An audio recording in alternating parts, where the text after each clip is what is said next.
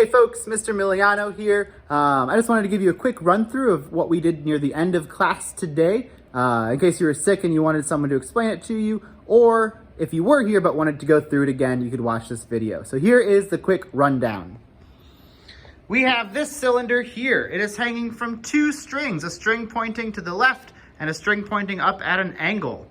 We know the measurement on this force scale, and our goal was to predict the measurement on the left force scale and to predict how much mass was hanging here. So that's what we did. Let's go over to this spring scale here. We can see that it's reading, what is it, 3.3 newtons? Great. And so here's what we did. We started with a sketch, of course, of the scenario. We measured this angle to be 35 degrees with a protractor. We labeled the scales, scale 1 on the left, scale 2 on the right, and we chose a system that was the cylinder. And here's that same goal in words. Pause if you want to give that a read. Okay, so here is the free body diagram that we drew. We have the downward gravitational force on the cylinder by the Earth. We have the angled tension force on the cylinder by spring scale 2. And we have the leftward tension on the cylinder by spring scale 1. And we measured this tension force to be 3.3 newtons at an angle of 35 degrees. If you want those subscript definitions, here they are. Again, feel free to pause. Our givens and unknowns were next. Our givens were 35 degree angle, tension force 2 has a strength of 3.3 newtons, no vector arrow because it's just the magnitude. And the Earth's gravitational field strength is always known to be 9.8 newtons per kilogram. And our unknowns there, where we go, there we go, our unknowns Dr. Dansky, are, please call extension 6776. Dr. Dansky, please call extension 6776. there we go. Our unknowns are the tension in cable 1 to the left and the mass of the cylinder. Our first step was to break up this angled force into X and Y components. We drew these in.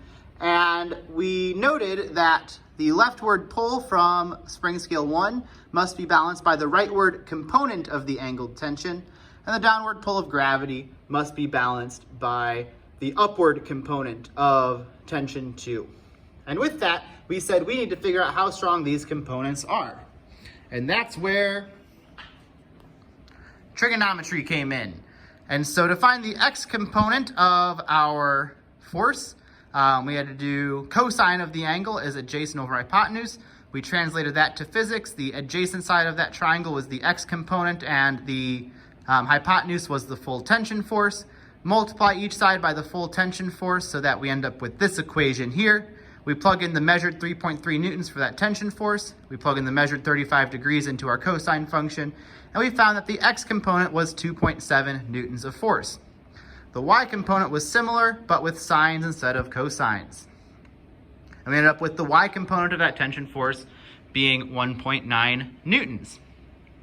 Now that we've figured out the components, we can sum our forces in the X and Y direction, and that should tell us the other unknown forces. The steps in each of these cases, both X and Y, are as follows. We start by summing up our forces. Next, we turn that vector equation to a scalar equation. Any forces that are in the negative direction get a minus sign. Any forces that are in the positive direction get a plus sign. Because everything is balanced, the whole sum of the forces must be equal to 0 overall. And we can do some rearranging. And once we've done that, we found what we already knew, that the tension force in cable 1 must be equal to the strength of the X component of the tension force in cable 2, which was 2.7 newtons. And the gravitational force on Earth must be equal to the, Y, the Y component of tension 2. Let's go ahead and add that in right now. There we go.